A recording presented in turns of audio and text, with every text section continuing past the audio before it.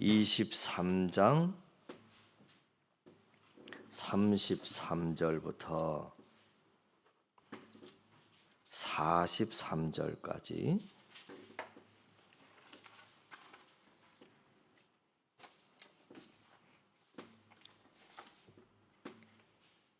읽을까요? 시작. 해골이라 하는 곳에 이르러 거기서 예수를 십자가에 못 박고 두 행악자도 그렇게 하니 하나는 우편에 하나는 좌편에 있더라. 이에 예수께서 이르시되 아버지 저들을 사하여 주옵소서 자기들이 하는 것을 알지 못함이니이다 하시더라. 그들이 그의 옷을 나눠 제비 뽑을새 백성은 서서 구경하는데 관리들은 비웃어 이르되 저가 남을 구원하였으니 만일 하나님이 택하신 자 그리스도이면 자신도 구원할지어다 하고 군인들도 희롱하면서 나와 신포도주를 주며 이르되 내가 만일 유대인의 왕이면 내가 너를 구원하라 하더라. 그의 위에 있는 유대인의 왕이라 쓴 패가 있더라. 달린 행악자 중 하나는 비방하여 이르되 내가 그리스도가 아니냐 너와 우리를 구원하라 하되 하나는 그 사람을 꾸짖어 이르되 내가 동일한 정죄를 받고서도 하나님을 두려워하지 아니하느냐 우리는 우리가 행한 일에 상당한 보응을 받는 것이니 이에 당연하거니와 이 사람이 행한 것은 옳지 않은 것이 없느니라 하고 이르되 예수여 당신의 나라에 임하실 때에 나를 기억하소서 하니 예수께서 이르시되 내가 진실로 내게 이르노니 오늘 내가 나와 함께 낙원에 있으리라 하시니라. 아멘.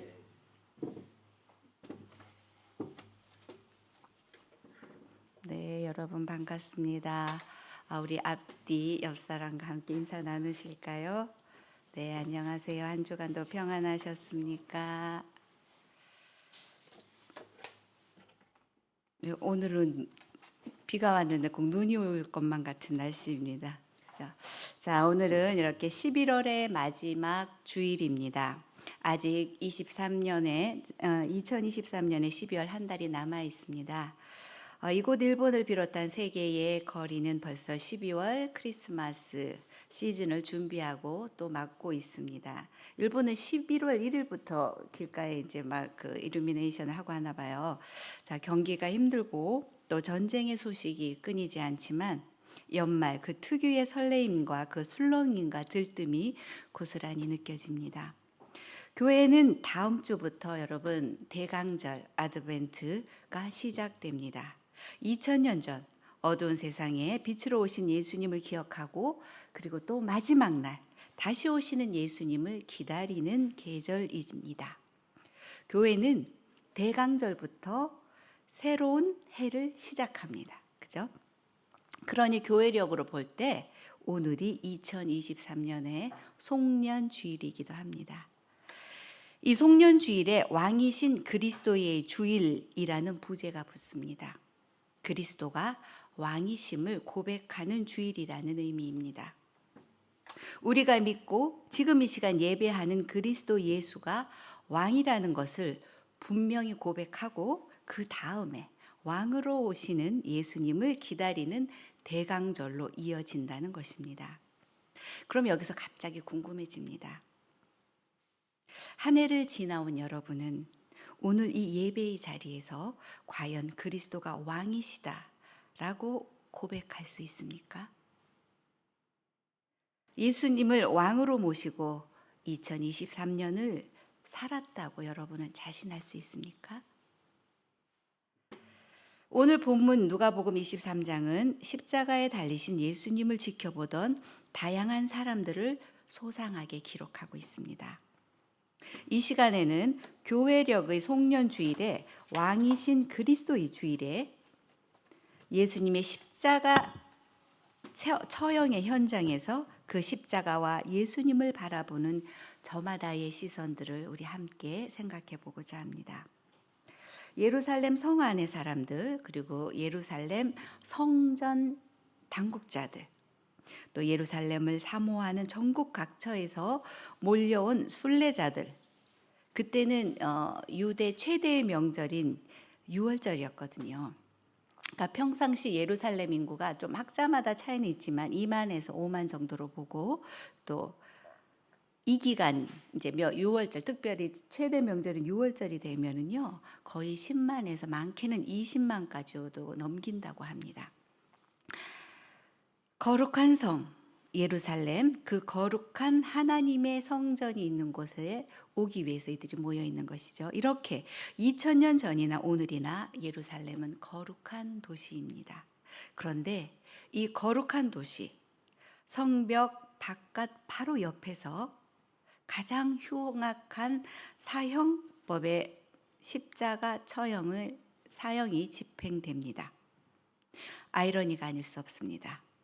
예루살렘 성 안은 화려하고 거대한 세계 제1의 최대의 신전인 예루살렘 성전이 있습니다만, 그 성전에서 불과 1km도 떨어지지 않는 그 성박 골고다에서 메시아를 십자가에 못 박아 처형합니다.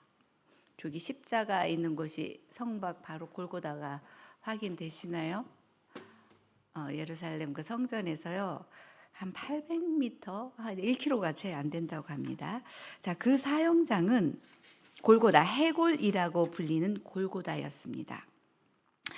우리는 갈보리라는 말이 익숙하지만 그 갈보리는 라틴어에서 파생된 영어 발음이잖아요. 근데 아람어, 그 당시 예루살렘에 사는 히브리 사람들이 사용했던 말로는 골고다입니다. 이곳을 해골이라고 하는데, 오늘 본문에도 나오잖아요. 그죠? 해골이라고 하는 이유는 골고다는 죄인을 처형하는 곳이기에 이곳저곳 처형된 죄인들의 해골의 뼈가 많아서 그랬다라는 설도 있는가 하면, 또 무엇보다는 지금 여러분들 이렇게 보니까 벽 쪽이 그 언덕이, 근데 뭐가 보이시나요? 눈두개가 이렇게 보이시나요? 무엇보다도 이 지형이 해골 모습과 흡사하다고 하여서 붙여졌다는 설이 더 유력하다고 합니다. 푸른 초록색이 이제 19세기 발견됐을 때고, 희꺼머리한 게 현재 이제 모습이라고 하는데요. 뭔가 좀 음산하죠, 그죠? 자, 오늘 본문보다 조금 앞서 21장 1절에 보시면 밤새 예수님을 신문하고 졸속으로 재판하던 유대 종교 지도자들이 이른 아침 예수님을 빌라도에게 데리고 옵니다. 골치 아픈 종교 시위에 휘말리기 싫었던 빌라도는 너희 민족의 일이니 너희가 알아서 해보라고 헤롯 왕에게로 보냅니다. 갈릴리의 분봉왕이었던 헤롯이 평상시에는 자신의 영지인 갈릴리 쪽 예루살렘보다 북쪽에 있지만 유대인의 명절이기 때문에 이때는 예루살렘에 와 있습니다. 그러니까 성전이 있는 예루살렘에서 이제 지내는 것이 통례인데요. 헤롯 왕은 호기심 가득해서 자기에게 온 예수님께 그저 이적이나 기대하는 그 천박한 호기심을 드러냅니다. 많은 말로 물었다고 성경에는 나오는데 예수님은 일체 반응하지 않습니다. 그러니까 급 재미없어진 헤롯이 다시 예수님을 빌라도에게 보내는데요. 23장 13절입니다. 이렇게 다시 예수님을 마주한 빌라도는 대략 난감입니다. 무척 난감해하면서 예수님이 무죄하다라고 말하는데요. 자, 22절에서 23절 우리 함께 읽어보실까요? 네, 23장 22절에서 23절 말씀입니다. 바로 성경 그 앞에. 빌라도가 시작. 빌라도가 세 번째 말하되 이 사람이 무슨 악한 일을 하였느냐? 나는 그에게서 죽일 죄를 찾지 못하였나니 때려서 놓으리라 하니 그들이 큰 소리로 재촉하여 십자가에 못 박기를 구하니 그들의 소리가 이긴지라. 빌라도가 세 번이나 그랬다고 합니다. 죄 없다. 그냥 놓아줄게. 아니 그럼 때려서 그냥 놓아줄게. 그런데 군중이 말하죠. 십자가에 못 박게 하소서. 군중의 소리가 이긴지라. 이렇게 예수님은 이제 십자가를 지고 골고다 언덕으로 향하게 됩니다. 밤새 함잠도 못 주무신 예수님입니다. 겟세마네에서 기도하시고 유다에 의해서 붙잡히시고, 그리고 가야바 안나스 제사장의 집을 오가고, 그다음에 빌라도에게 오고 헤롯에게 가고. 로마는 그래서 예수님의 그 체력은 이미 고갈되었습니다. 기도하실 때 땀방울이 핏방울 되도록 얼마나 그저 힘을 다해서 기도하셨습니까? 그래서 26절에 보면은요, 유월절을 지키러 온 구레네 사람 시몬이 예수님의 십자가를 대신 지고 따르게 됩니다. 십자가형을 받게 된 두 행악자도 함께 갑니다.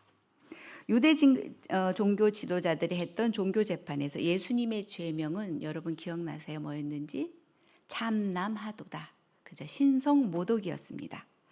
그러나 로마는 피지배인의 종교에 관여하지 않습니다. 그저 관용 정책으로 종교는 그냥 허용하거든요. 황제 숭배만 한다면. 자, 스스로를 유대인의 왕이라고 했다는, 그래서 밀란을 도모하다는 정치범이 되어서 그 시대의 반역자들이 처형받는 그 십자가형을 받게 되는 것입니다. 그러니까 종교 재판이었다가 로마로 가면 정치 재판이 되는 것이죠. 자, 억지 증인을 만들면서 그렇게 유대인의 종교 재판도 불법했는데 이번엔 무죄하다고 분명히 빌라도 판사가 판결했음에도 불구하고 군중의 요구가 받아들여진 이 로마의 정치 재판도 불이하기는 마찬가지였습니다. 불법 재판이었습니다. 누가의 증언을 보면 사형 집행관인 로마 군인들이 빌라도 법정에서 십자가를 진 예수를 끌고 그 십자가의 길 비아 돌로로사라는 길을 지나서 해골이라는 곳 오늘의 골고다에 이르자 곧바로 예수님을 십자가에 못 박았다고 기록하고 있습니다. 만신창이가 된 예수님. 더 이상의 어떤 기록도 없으신 예수님이 사형장에 도착하자마자 곧바로 사형을 집행해 버렸습니다. 양손과 양발에 큰 못을 받고는 십자가에 매달았습니다. 두 행악자도 십자가에 못 박아 매달아 버렸습니다. 거기에는 조금의 연민도 없습니다. 최후의 진술이나 마지막 유언을 말할 기회조차도 주지 않습니다. 불의한 종교 재판 그대로, 불의한 정치 재판 그대로 사형을 집행해 버렸습니다. 십자가에 못 박는 군인들을 향해서 예수님을 침묵하셨습니다. 그리고 용서의 기도를 드리십니다. 마가는 이와 관련해서 우리에게 아주 중요한 증언을 하고 있는데요. 마가복음 15장 22절에서 23절에 보시면 예수를 끌고 골고다라 하는 곳에 이르러 그 다음이 중요합니다. 로마 군인들이 23절에 몰약을 탄 포도주를 주었으니 예수께서 받지 아니하시니라고 합니다. 몰약은 쓸개탄, 다른 복음서에는 쓸개라고 나오기도 하는데요. 이 포도주는 십자가형에 처하는 사형수들에게 주는 고통을 덜어주는 일종의 마취제입니다. 그런데 예수님은 그것을 거절하십니다. 이 마취제를 거부하신 채 고스란히 십자가의 고통을 온몸으로 마주하셨습니다. 이렇게 온몸으로 십자가의 저주와 고난을 받아들이는 예수님. 죽음과 고통 앞에서 저들은 조금의 숙연함도 없습니다. 무례하기 이를 데 없는 이들은 그저 존재의 가벼움에 탄식과 분노가 치밀어 오를 뿐입니다. 이 본문을 읽으면서요, 저는 오래전에 봤었던 패션 오브 크라이스트라는 영화가 생각났습니다. 2004년작이라네요. 벌써 20년이 됐어요. 여러분 다 보셨죠? 영화 속의 모든 대사를 당시 언어인 아람어와 라틴어로 처리했고 사실성과 역사성을 높이기 위해서 성서학자, 역사학자들의 고증을 거쳐서 당시 시대를 거의 완벽에 가까울 정도로 재현했다는 평을 받았습니다. 그런가 하면 예수님이 십자가에 달려 죽기까지 이제 12시간을 다뤘는데요.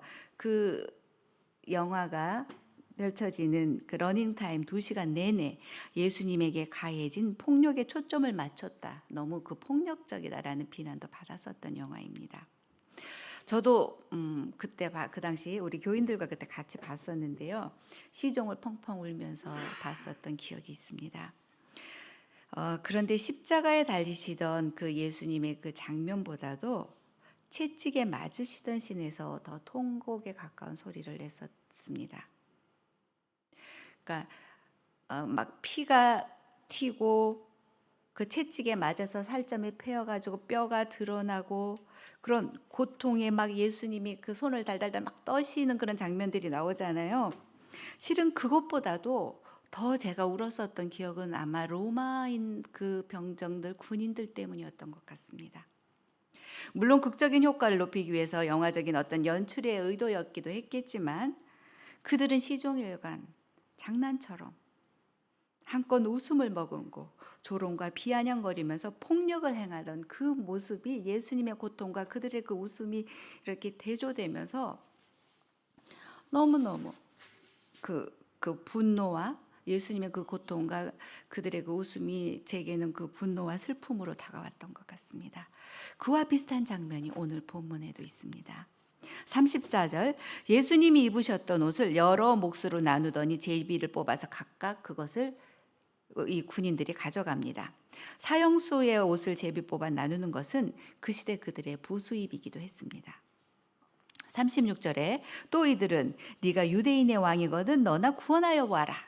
조롱하면서 십자가에 달리신 예수님에게 신포도주를 들이댑니다. 이 신포도주는 아까 그 말한 쓸개탄 모략을 탔던 포도주와는 다른 것입니다. 그러니까 아마도 이들은 그 자리에서 자신들이 이렇게 마시던 그 술을 그 조롱의 연장성산에서 예수님에게 이제 이렇게 올려주면서 그렇게 또 비아냥거렸던 것 같습니다. 다음으로 35절에 백성들과 관리들이 있습니다. 백성들은 서서 구경합니다. 서서라는 누가의 표현이 그들의 방관자적인 태도를 말해줍니다. 그리고 예수님의 최후가 어찌 될지 단순한 호기심이겠습니다. 그런가 하면 관원이라고 나왔는데 이들은 관리들입니다. 유대 종교 지도자들입니다. 이들은 여전히 예수님을 적극적으로 조롱하고 멸시하고 있습니다. 표준 세번역 성경을 보면은요, 지도자들도 비웃으며 말하기를 그가 남을 구원하였으니 정말 그가 하나님의 그리스도이고 택하심을 받은 자이거든 자기나 구원하라지 라고 번역합니다. 그리고 또한 예수님의 십자가 옆에는 두 개의 십자가가 또 세워져 있습니다. 행악자라고 하지만 사실 이들은 단순 그 강력범을 행했던 단순 강도는 아닙니다. 밀란과 반역을 주도했던 정치범으로 보는 것이 맞습니다. 그러니까 로마는 십자가형을 일반 그런 강도 살인자들에게 자국민이나 살인자들에게 행하지 않습니다. 반역이나 밀란을 일으켰던 자들에게 행하거든요. 자, 정치적 독립을 하면서 아마 이들이 요인을 암살했거나 뭐 그런 과정에서 강도를 했을 것입니다. 그 중에 한 명이 예수님을 향해서 네가 그리스도가 아니냐? 너와 우리를 구원해라. 역시 조롱 섞인 말을 합니다. 이때 다른 편 죄수가 그 무례함을 꾸짖고 자신을 의탁합니다. 나를 기억해 주시옵소서. 예수님과 함께 낙원에 있을 것이라는 약속을 받습니다. 많은 이들의 기대와는 달리 끝내 천사가 내려오지 않습니다. 그러니까 예수님이 겟세마네 동산에서 기도하실 때 천사가 힘을 더했다라는 표현이 나오거든요. 그런데 정작 십자가 현장에서 천사가 보이지 않습니다. 그리고 또 저들의 바램대로 예수님 스스로 십자가에서 내려오지도 않았습니다. 이렇게 십자가에 박히신 지 3시간이 흐르자 해가 빛을 잃고 어둠이 밀려오고 마태복음에는 땅이 흔들렸다고 표현됩니다. 아무 일도 일어나지 않고 예수님은 그대로 당신의 영혼을 하나님 아버지께 부탁하며 숨을 거두시고 맙니다.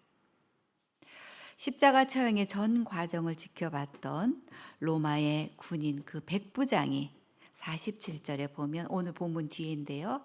이 사람은 참으로 하나님의 의인이었다고 고백하며 하나님께 영광을 돌립니다. 단지 구경꾼으로만 생각했던 백성들의 무심함, 또 관원들, 즉 종교 지도자들의 비웃는 모습, 시종일관 희롱하는 군인들, 예수님을 비방하는 십자가에 달린 행악자 중에 한 사람, 누가는 이 네 가지의 다른 태도들을 점층법적인 묘사를 통해서 십자가의 죽음을 바라보는 당시 세상 사람들의 시선들을 소상하게 보여주고 있습니다. 한편 제자들은 흩어져서 이 자리에 없습니다. 요한만이 그 자리에 있었지만 죄 없는 스승의 죽음을 항변하지 못하고 있습니다. 갈릴리부터 따라왔던 여인네들은 멀찍이서 숨지기며 흐느낍니다. 구경꾼의 일부는 가슴을 치며 돌아갔지만 여기서 가슴을 친 의미는 회개라거나 후회했다는 의미는 아닙니다. 이는 단지 죄 없는 사람의 무모한 죽음에 대한 비애의 표현일 뿐입니다. 그날 골고다 해골의 언덕에서 예수님의 십자가를 바라보았던 많은 사람들 중에 예수님을 인정하며 고백했던 자는 십자가에 달린 죄수 한 명과 백부장 두 사람뿐이었습니다. 메시아의 죽음 앞에서 너무 초라한 고백 아닌가요? 자, 이렇게 십자가에 달린 행악자는 예수님을 조롱하던 반대편의 죄수를 꾸짖는데요. 똑같은 처형을 받고 있는 주제에 너는 하나님이 두렵지도 않느냐?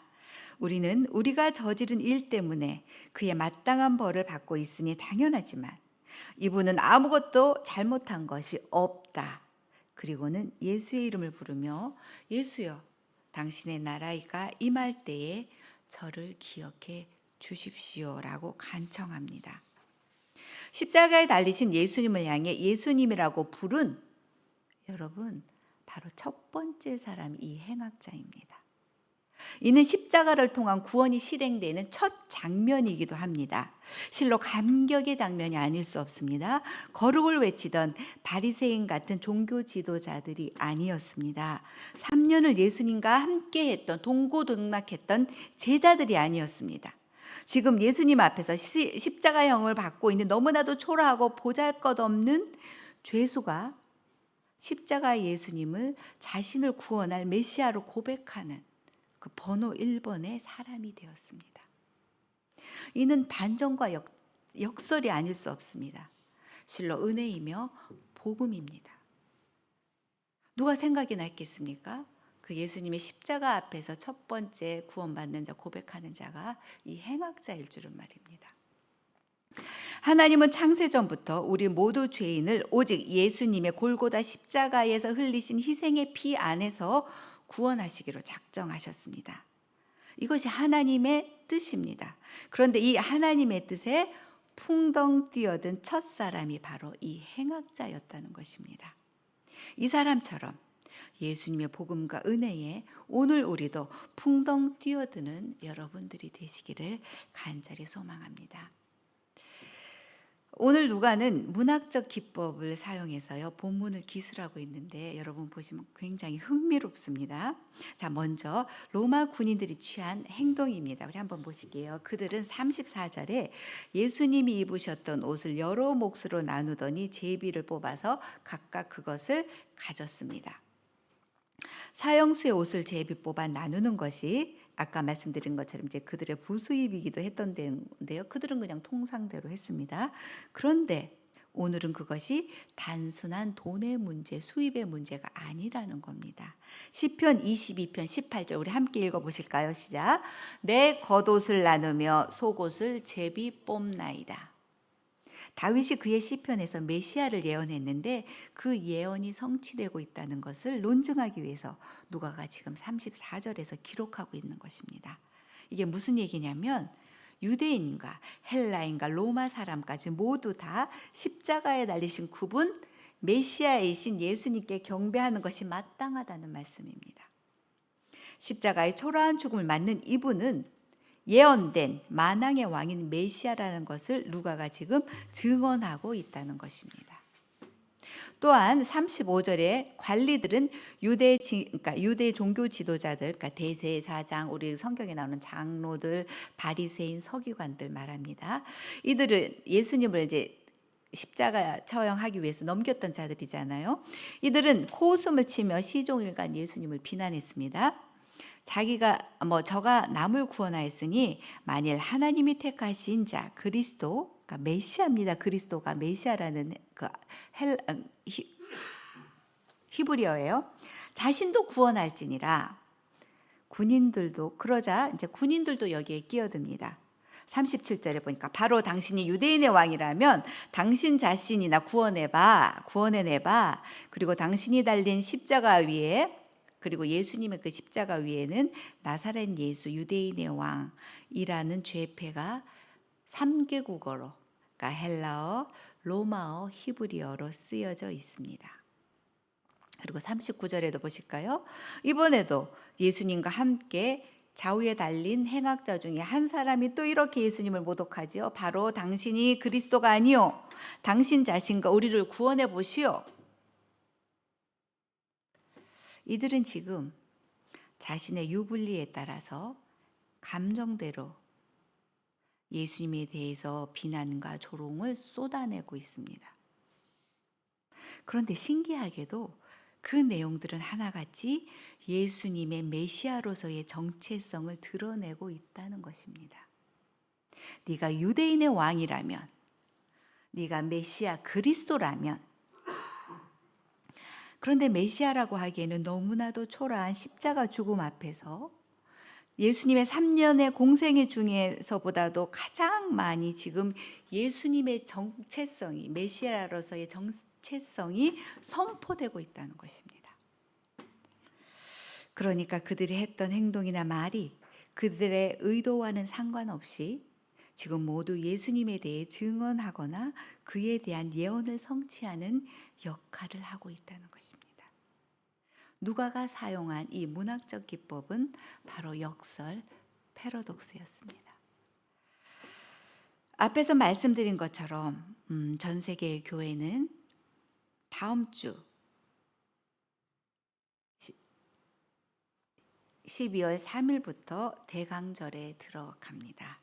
2000년 전 어두운 세상에 빛으로 오신 예수님을 기억하고 또 마지막 날 다시 오시는, 재림하시는 예수님을 기다리는 절기입니다. 예수님의 탄생을 축하하기 위하여 성탄을 맞이하지만 크리스마스에는 예수님이 빠진 지가 이미 오래되었습니다, 여러분. 거리의 그 일루미네이션이나 성탄 트리 장식들은 날로 더 아름답고 화려해져 가지만 거기에 예수님은 없습니다. 그죠? 오늘은 십자가의 예수님을 향한 다양한 시선들을 우리 함께 살펴보았습니다.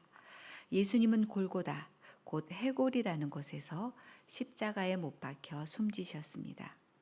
우리 모두는 분명히 십자가 사건의 현장에 있던 다양한 사람들 중에 한 사람일 것입니다.